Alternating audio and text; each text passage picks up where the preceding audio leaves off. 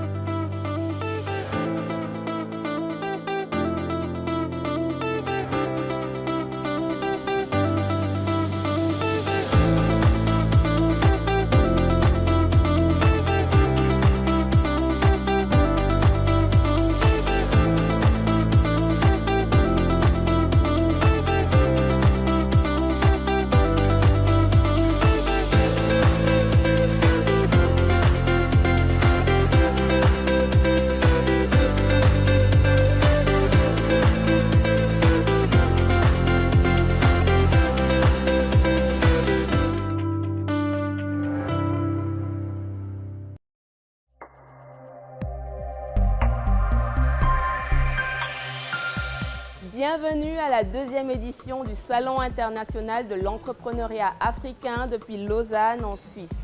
Vous êtes toujours plus nombreux à nous suivre et c'est un honneur pour Zion Kick-Up Startup de vous accueillir. Souvenez-vous, lors de la première édition, nous sommes allés à la rencontre de brillantes réalisations d'entrepreneurs basés sur le continent et hors du continent.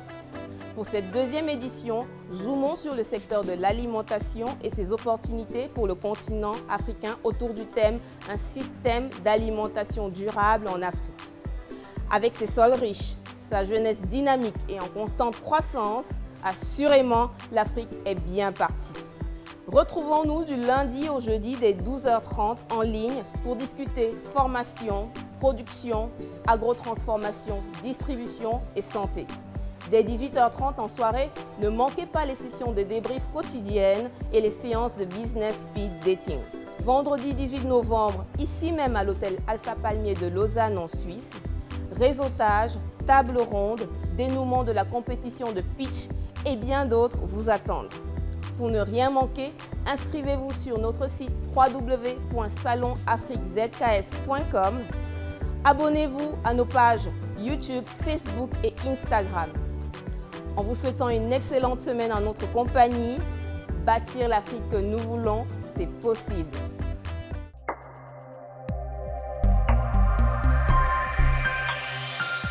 Au programme cette semaine, lundi, agriculture, mardi, distribution, mercredi, formation, jeudi, nutrition, vendredi, exposition, réseautage, allocution, compétition de pitch, etc. Lundi, agriculture. Agriculture en Afrique. Agriculture en Suisse. Pitch projet.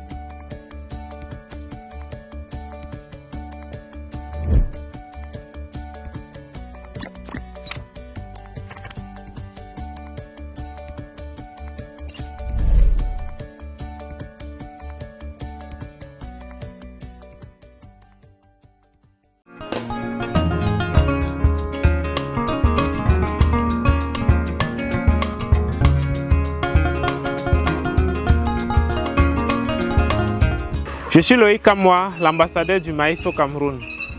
Je suis par ailleurs président du conseil d'administration de la société coopérative de production animale et végétale basée dans la région du centre au Cameroun, plus précisément dans le département du Mbamé-Noubou. Nous sommes reconnus principalement pour le maïs, mais par ailleurs nous faisons aussi dans l'élevage de poulets et dans l'élevage des porcs. Et nous avons aussi une unité de production d'aliments pour bétail et volailles.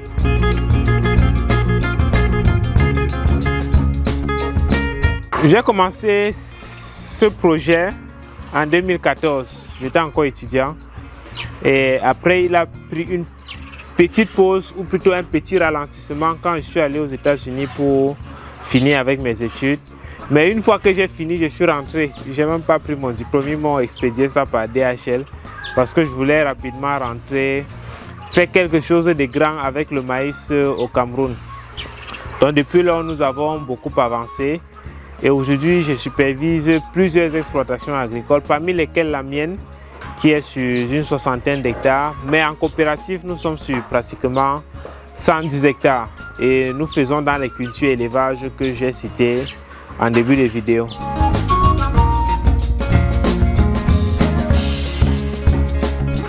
Dans notre activité, nous avons 3 difficultés majeures. La première, c'est en termes de mécanisation. Donc aujourd'hui, la plupart des engins et équipements que nous avons achetés, c'était à tâtons. Et par expérience aussi. Donc on essaie avec ceci, ça ne fonctionne pas. On se dit, bon, il y a telle pièce qui n'a pas fonctionné sur l'autre, il faut qu'on améliore. Mais on n'a pas vraiment de conseils spécialisés en mécanisation, que ce soit des équipements de labour, des semis, jusqu'à la récolte. Mais notre plus gros besoin uniquement, c'est celui d'un corn picker pour nous permettre de pouvoir récolter toutes nos superficies parce qu'actuellement, la récolte se fait 100% manuellement et c'est assez pénible. En plus, ça prend du temps. La deuxième difficulté, c'est au niveau de la maîtrise du coût de production parce qu'on a beaucoup d'intrants qui sont devenus de plus en plus chers. Vous connaissez avec la guerre en Ukraine, le Covid et tout ça. Donc du coup, on fait vraiment beaucoup d'efforts pour produire à un coût raisonnable et pouvoir dégager une marge intéressante aussi. Bon, la troisième difficulté, comme dans tout projet d'agriculture et d'élevage, c'est de trouver une main-d'œuvre qualifiée disponible. Parce que l'agriculture ne se fait pas en ville, alors trouver des gens qui vont venir ici, ce n'est pas assez évident. Mais au fur et à mesure, on essaye de former ceux qui sont disponibles, même s'ils n'ont pas la compétence, au moins le fait qu'ils sont engagés nous permet de pouvoir déjà les former, d'augmenter leur niveau, de développer leurs compétences pour qu'ensemble on puisse faire grandir le projet. Donc voilà pour ma part les trois difficultés majeures auxquelles nous faisons face ici au quotidien.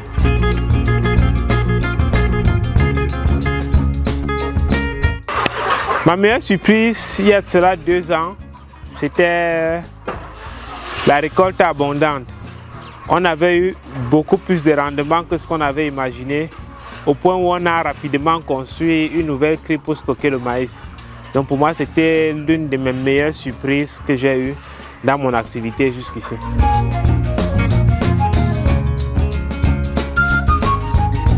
Passer de l'ambassadeur du maïs au roi du maïs au Cameroun, pourquoi pas en Afrique? Parce que la demande est comme ça, l'offre est tout petit et puis il faut qu'on essaie de produire pour nos clients, produire pour l'Afrique et pouvoir aussi avoir une chaîne de valeur qui va tout autour du maïs, donc provendairie, élevage de poulets, de porcs, et que ce ne soit pas une seule personne parce que nous voulons aussi accompagner les gens à se lancer. Donc nous sommes en train de faire pour que chaque personne au niveau du maillon où il se trouve puisse être un élément important, non seulement pour le développement de l'activité, mais aussi pour l'optimisation des coûts et des performances de chacun.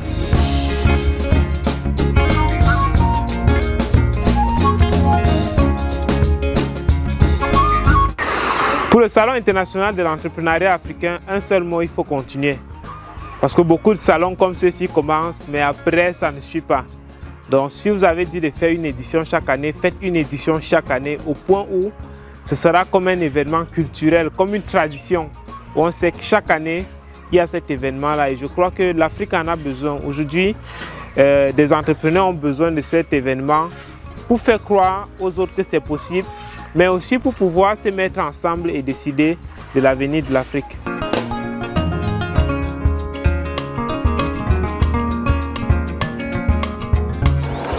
Tout ce que je demande, c'est qu'on passe à l'action. Parce que trop parler, c'est maladie. Puisque vous avez déjà assez d'informations, lancez-vous.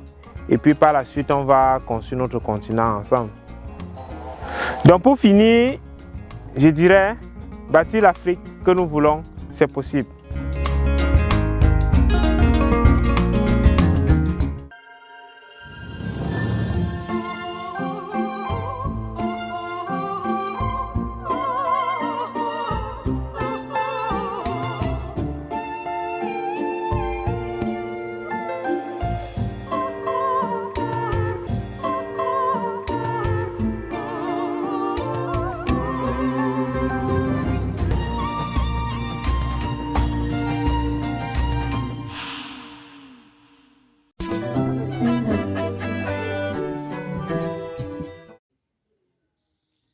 Bâtir l'Afrique que nous voulons, c'est possible.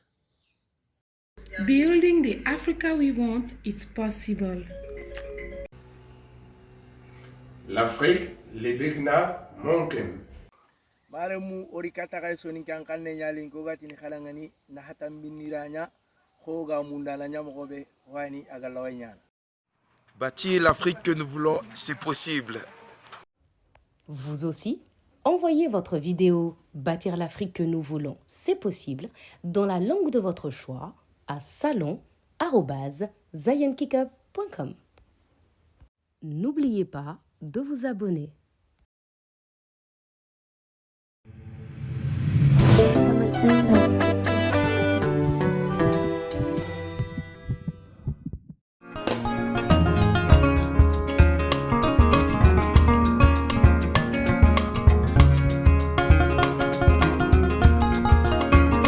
Je m'appelle Daniel Grivel, j'habite à Saint-Livre, c'est entre Lausanne et Genève. Je suis agriculteur depuis longtemps. J'ai commencé à 25 ans, j'étais patron à 25 ans. J'ai eu 60, donc ça fait 35 ans que j'exploite une exploitation. Voilà. Alors j'ai commencé à 17 ans, j'ai fait une année en Suisse allemande qui a duré une année dans une exploitation agricole. Alors le Suisse allemande, bien sûr, il parle l'allemand. Et ensuite j'ai fait une année en Suisse romande chez mes parents. Ça fait 2 ans de formation. Et ensuite on a eu 2 hivers sur 6 mois durant la période des hivers pour les continuations de formation qui donnent pour finir avec un CFC. Et ensuite, à 25 ans, on peut faire une maîtrise agricole. Alors j'ai fait une maîtrise agricole qui me permet de former des apprentis. Et voilà un peu ma formation dans le domaine agricole. Et ensuite, j'ai repris l'exploitation à 25 ans. J'ai eu 60 dernièrement, donc ça fait 35 ans que j'exploite en tant que patron le domaine agricole à Saint-Livre. Voilà. Alors le lieu, c'est à Saint-Livre, ça se situe entre Lausanne et Genève, si on veut dire dans les 2 grandes villes entre les deux. Le lieu, il a environ à 600 mètres d'altitude, on peut dire, se situe. On peut faire les différentes récoltes comme le blé, comme le colza, le soja, on peut faire le maïs, on a des cultures herbagères aussi. Et voilà à peu près les différentes cultures. Les pois aussi. Alors c'est une exploitation familiale. Avant j'avais encore de la vigne, j'avais 1,5 hectare de vigne encore sur l'exploitation que j'occupais. Et avant on avait soit des apprentis agricoles, soit aussi un employé aussi que j'ai fait la construction. Maintenant je le fais tout en famille, on le fait en famille, donc on est 2 personnes, ma femme et moi-même, qui exploitent le domaine d'environ 20 hectares. Alors le colza, c'est une plante qui entre de la rotation pour faire des céréales après, ça va très bien. Cette graine, elle est riche en oméga 3 qui est bonne pour l'alimentation. Et on ne peut pas faire trop, il faut attendre normalement 5 ans pour faire remettre à une même place, donc il faut toujours faire des rotations de culture. Alors voilà, mais c'est une bonne plante.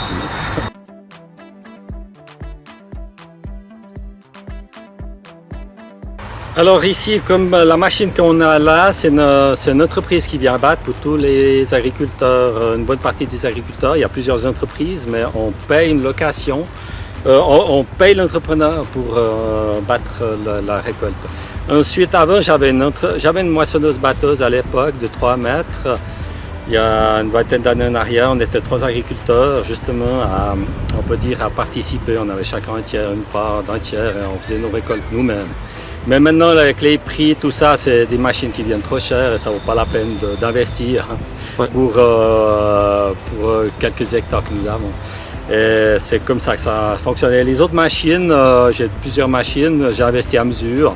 Alors j'ai mon propre matériel et j'avais aussi des machines en commun, comme d'autres machines que j'ai en commun, pour diminuer les frais. On peut dire une part de les machines. On a une part où on a fait un tiers, comme la moissonneuse-batteuse à l'époque, mais c'était moins cher. Les défis, c'est la politique agricole qui évolue toujours avec des nouvelles réglementations. On essaye toujours d'utiliser moins de produits phytosanitaires, ça veut dire de faire un minimum de traitement, on peut dire, sur les cultures. Moi, je fais le programme Extenso. Ça fait déjà une vingtaine d'années que je fais le programme Extenso, ça veut dire sans produits fongicides, insecticides. Je fais qu'un herbicide compte tenu des mauvaises plantes qu'on élimine comme ça. Mais on essaye de faire toujours des progrès pour diminuer, on peut dire, les phytosanitaires de les cultures. Et je trouve que c'est une bonne chose. Mais ça, aussi, c'est le problème, c'est que des fois, on n'assure pas la culture parce que, par exemple, sur le colza, on a des méligettes et ça peut arriver qu'ils mangent tous les boutons floraux puis on n'a presque pas de récolte. Donc, c'est toujours, c'est dur. Il faut jongler un petit peu. Alors, on a des petites compensations qui donnent, mais ça n'assure pas la perte de récolte. Alors, les bonnes surprises, pour moi, c'est quand même un métier qui nous permet d'être actifs sur le terrain, qui nous permet de vivre avec la nature. Et pour moi, c'est très positif. Ça nous donne quand même une réalité qui est directe. Et ça permet de vivre de symbiose avec cette nature qu'on a. Et je trouve que c'est une bonne surprise pour moi. Voilà. D'accord.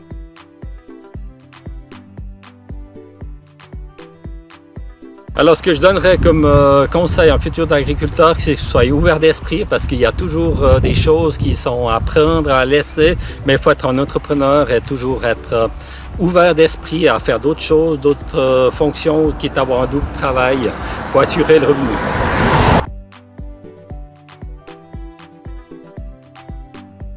Alors, ce que je voudrais dire, c'est que l'écologie, c'est bien, mais il y a une réalité qui se fait qu'on est obligé d'avoir des produits quand même pour traiter. On peut pas... Moi, c'est une idéologie, ce serait bien de faire ce traitement, mais avec tous les moyens qu'il y a, on n'arrive pas encore. Et on est obligé d'avoir des traitements encore. Il faut prendre ça en compte. Pas qu'on veut nuire à la nature, mais parce que si on veut produire, on est obligé quand même de sélectionner. Nous, en tant qu'humains, on a aussi besoin de se soigner, on va à la pharmacie, mais les plantes, elles ont aussi besoin de pharmacie des fois pour tuer des insectes qui sont ravageurs et autres. Voilà. Alors le but, c'est d'aller toujours plus avec moins de traitements, bien sûr, puis de faire le mieux possible en tant qu'agriculteur. Alors, mais pour un jeune, je lui dis, il faut y aller, faut s'investir et beaucoup travailler en tout cas.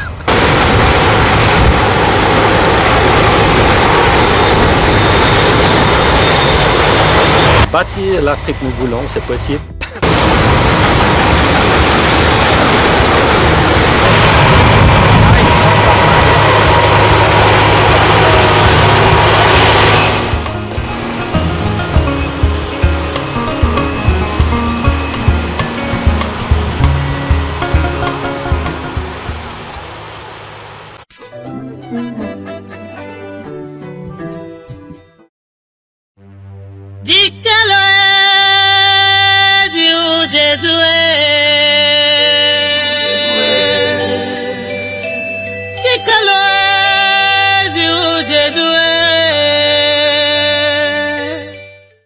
Bâtir l'Afrique que nous voulons, c'est possible. Edit. For Thai, the kind of Africa way we want them, I think we are capable. Out. Thank you.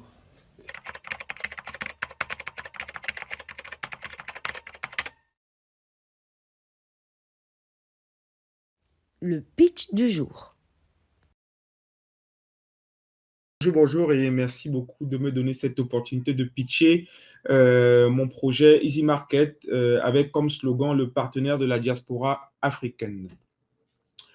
Alors, on part en fait d'un constat selon lequel la diaspora aujourd'hui de manière officielle envoie, alors ça c'est les statistiques depuis 2019, envoie plus de 86 milliards de dollars en Afrique, pour des besoins divers et variés, des denrées alimentaires, des soins de scolarité, etc., etc. Ça, ce sont les chiffres officiels qu'on peut retrouver sur pas mal de sources sur Internet. Et alors, quand je parle de transfert d'argent, je parle vraiment de transfert d'argent à la Western Union, c'est-à-dire j'envoie l'argent Western Union, MoneyGram, etc. Je ne parle même pas du transfert d'argent, on va dire, par d'autres moyens qui ne sont pas officiels, parce que ça existe. Donc, on va en réalité au-delà en fait, des 86 milliards. Donc, ça, c'est le contexte, on va dire le marché qu'on a aujourd'hui en termes de transfert d'argent. Maintenant, la problématique qui se pose, c'est que, certes, cet argent-là sert à acheter des denrées alimentaires, tout ce qui est facture d'eau, électricité, etc. Mais ce qu'on constate sur le terrain, c'est que entre 30 et 40% de ces fonds-là ne sont réellement pas utilisés en fait pour ce transfert d'argent à proprement parler. C'est-à-dire que je vais envoyer 100 euros au Cameroun, si je prends l'exemple du Cameroun, mais dans les 100 euros, il y a 30 à 40% qui vont servir en fait à d'autres fins. Donc la famille ne va pas forcément acheter la nourriture avec. Les autres, les 60 euros vont certes servir à la nourriture, mais 40 euros, ce sera pour d'autres fins. Donc ça, c'est un constat en fait qu'on fait lorsqu'on interroge un peu les gens qui font les transferts d'argent en général. Et donc la solution qu'on a envisagée en fait, c'était de dire, au lieu de faire du transfert d'argent à la Western Union, on va plutôt faire du cash to good, c'est-à-dire que on va permettre finalement à la diaspora non plus d'acheter directement des denrées alimentaires, enfin, non plus d'envoyer de l'argent, mais plutôt d'acheter directement les denrées alimentaires dont la famille a besoin. Donc, elle va finalement avoir une plateforme, en fait, avec laquelle elle va pouvoir faire les courses pour la famille au pays. Et ensuite, nous, Easy Market, on se chargerait, en fait, de livrer directement la famille au pays à son domicile. Donc, comment est-ce que ça marche? C'est très simple, c'est 2-3 étapes. La diaspora se connecte sur la plateforme, remplit son panier, un peu comme sur Amazon, ensuite paye. Une fois que la diaspora a payé, nous, au milieu, Easy Market, on contacte en fait la famille sur place. On prévoit donc une date de rendez-vous et ensuite on livre simplement la famille. Une fois que la famille est livrée, on confirme à la diaspora en fait que la famille a bel et bien été livrée. Donc, c'est un projet qui a commencé déjà depuis 2019-2020, avec un premier exercice où on a pu faire jusqu'à 45 000 euros de chiffre d'affaires avec un résultat net de 9 000 euros. On était encore jusqu'à il y a quelques jours disponible dans les villes de Douala et de Yaoundé sur notre site internet www.easy-market.net ainsi que sur notre application mobile sur Play Store et nos réseaux sociaux, Facebook notamment, avec plus de 3 000 abonnés. Alors, le modèle économique, il est très simple. La diaspora nous paye et nous, derrière, dans ce que la diaspora paye, on a une partie, en fait, qui nous permet d'acheter les denrées alimentaires localement, une partie qui nous permet de rémunérer une équipe de livreurs, donc une start-up de livraison sur place, ainsi qu'une partie pour tout ce qui est manutention et frais de paiement. Et ensuite, on a environ 7% du montant payé par la diaspora qui représente finalement notre bénéfice. Donc, le défi, en fait, demain, c'est de dire comment est-ce qu'on fait pour que ce bénéfice soit plus grand? Deux leviers.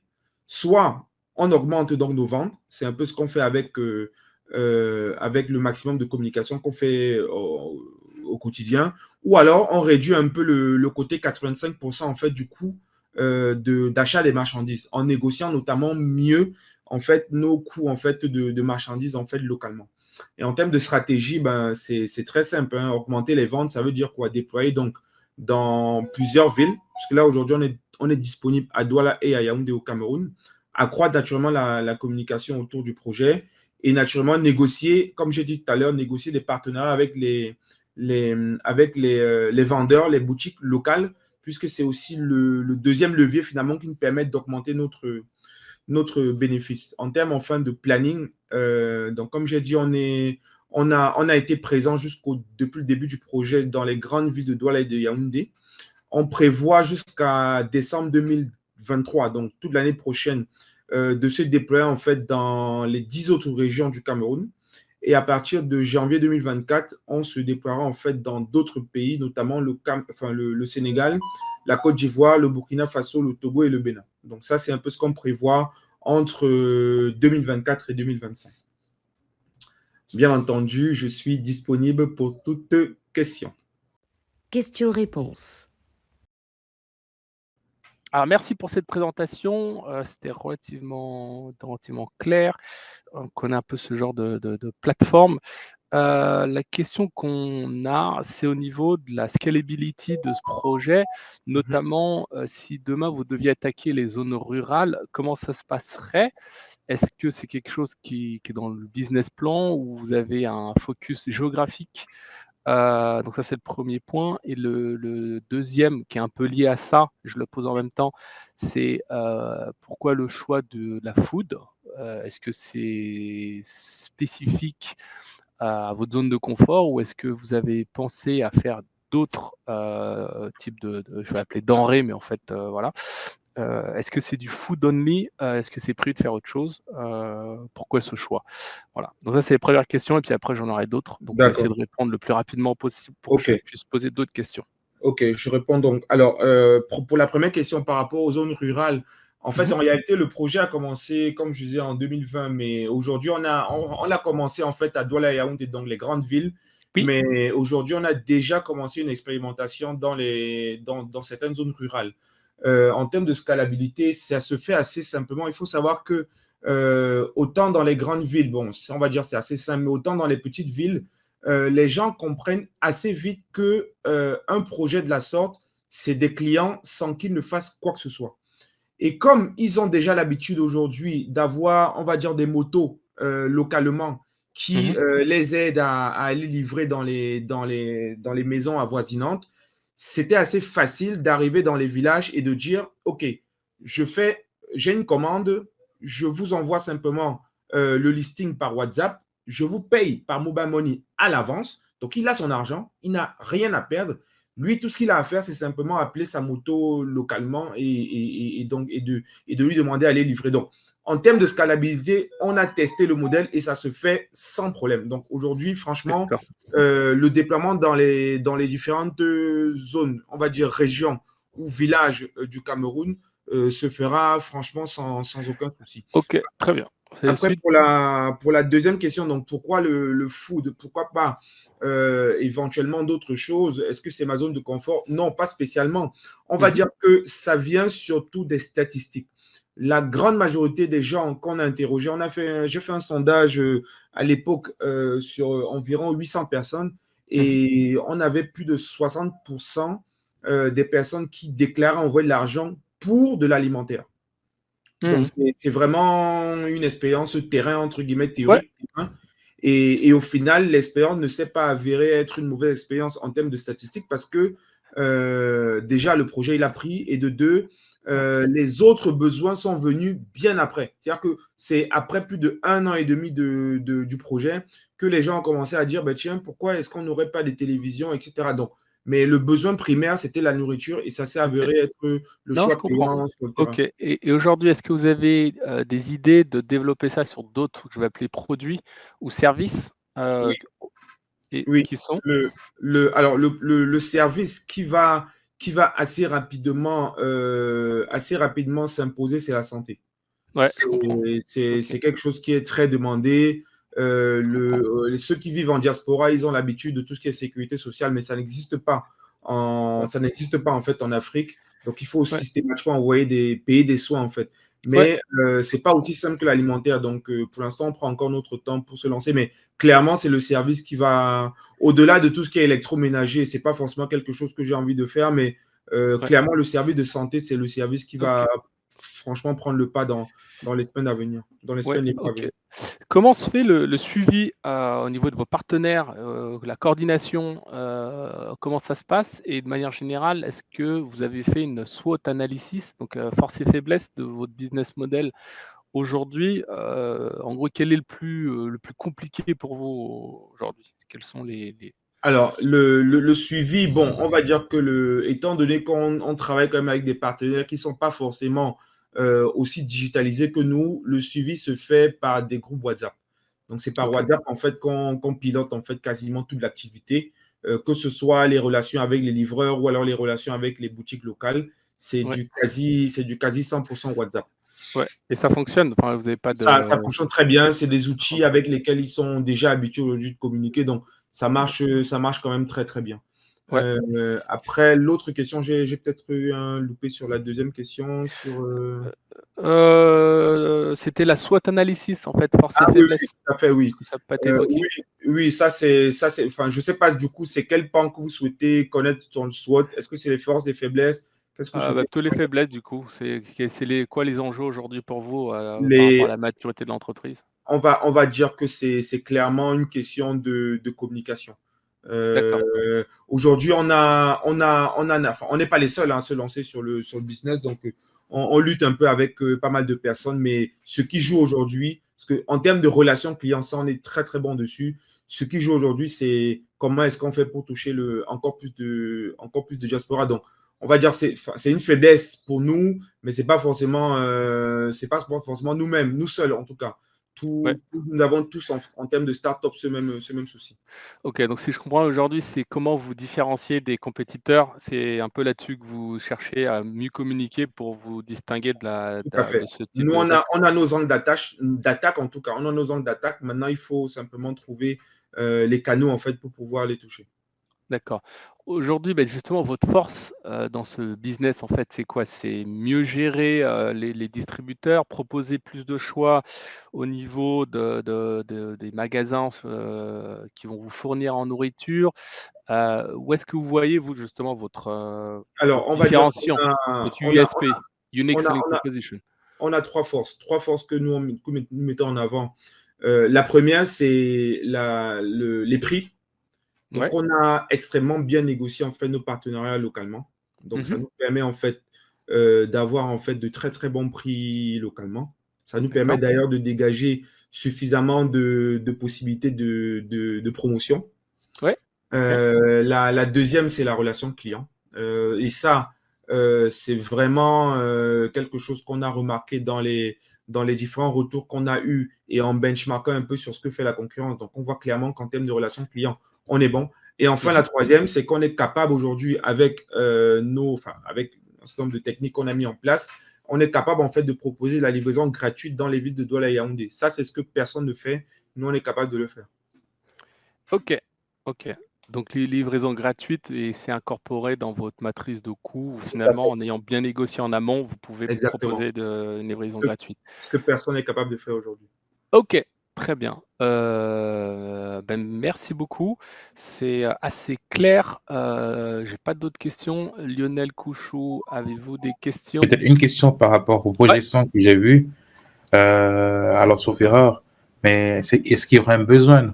Parce que j'ai vu il y a encore une année d'exploitation au Cameroun. Et à partir de 2024, il y a des projections à l'étranger. Est-ce que vous avez des besoins par rapport à ça? Et c'est pour ça que vous avez déposé votre candidature. Oui, les besoins, ils sont principalement financiers. On va dire que le projet, il est bien ficelé. On sait un peu comment est-ce qu'on fonctionne, que ce soit avec les partenaires, les livreurs, etc. Aujourd'hui, on a besoin, par exemple, de dire qu'on se déploie dans les 10 régions du Cameroun. Il faut en fait de l'argent pour clairement aller négocier les partenariats localement. Donc, c'est principalement en fait le besoin. Le besoin, il est clairement financier, pour en même temps négocier les partenariats, donc pour baisser les coûts, finalement, pour jouer sur les coûts des marchandises. Et à côté de ça, besoin financier aussi pour communiquer, pour pouvoir justement augmenter notre chiffre d'affaires. Je vous remercie. Et puis, je vous dis à bientôt.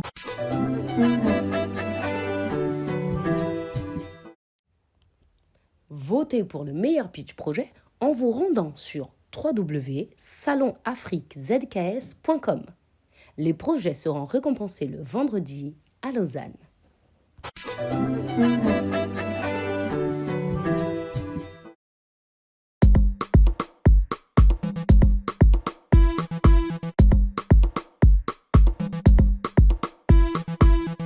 Après plusieurs années d'enseignement, j'ai par la suite fondé la startup Global ID en 2016, qui est issue d'un projet qui était un consortium de 3 laboratoires.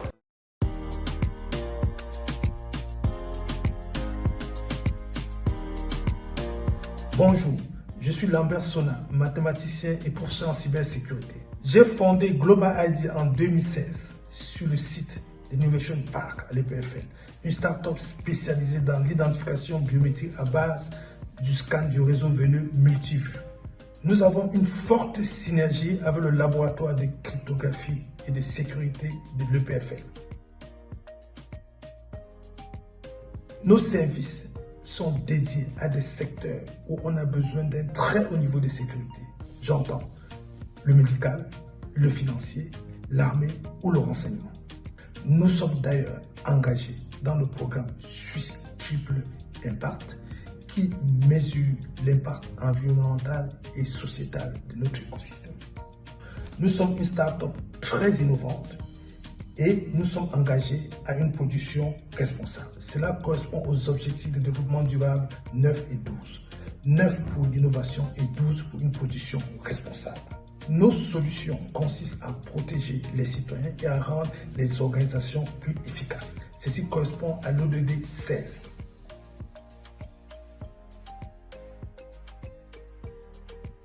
Depuis notre dernière participation en 2020 au Salon de l'entrepreneuriat africain, nous avons réalisé de nombreuses avancées, telles que nous avons miniaturisé notre Vénoscanner, nous avons déposé nos brevets sur le plan national dans plusieurs pays, nous avons démarré l'industrialisation de notre Vénoscanner, nous avons accueilli plusieurs délégations venant des différents pays, par exemple le député Yasmina Ouni ou bien la police de Dubaï, qui est probablement l'une des polices les plus efficaces dans le monde.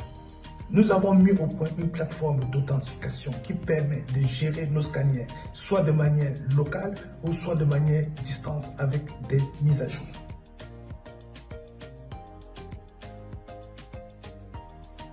Nos perspectives sont nombreuses. Déjà aujourd'hui, nous démarrons un accélérateur avec le grand intégrateur RUA qui nous permettra, si tout se passe bien d'ici quelques mois, de pouvoir développer un pilote ou une application pour l'armée. Surtout, connectez-vous sur nos pages LinkedIn, Facebook, Instagram et Twitter. Pour moi, le Salon international de l'entrepreneuriat africain est essentiel car il permet de mettre ensemble les leaders africains ou les afro-descendants et de partager leurs bonnes idées. Nous sommes les premiers ambassadeurs de notre continent et c'est à nous d'emboîter le pas. Bâtir l'Afrique que nous voulons, c'est possible.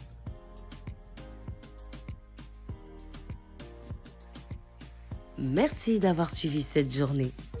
Nous vous donnons rendez-vous à 18h30 en ligne et sur inscription pour les sessions de business speed dating et de débriefing avec les acteurs de la journée. Bâtir l'Afrique que nous voulons, c'est possible.